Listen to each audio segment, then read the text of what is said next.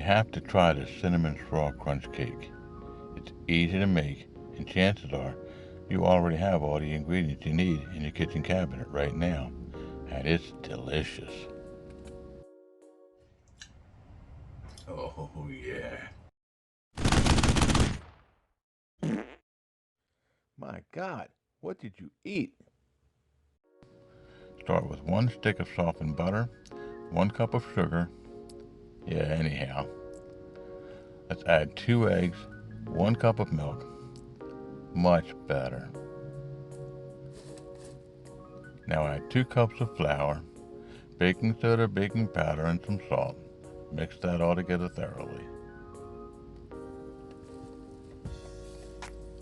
Put half your batter into a 5x9 bread dish. Sprinkle a layer of cinnamon sugar over the batter. Add the rest of your batter to the bread dish. Top that off with another layer of cinnamon sugar.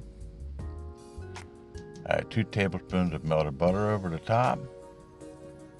Swirl all the ingredients with your kitchen knife into the oven at 350 degrees for an hour. Give yourself a slice. Oh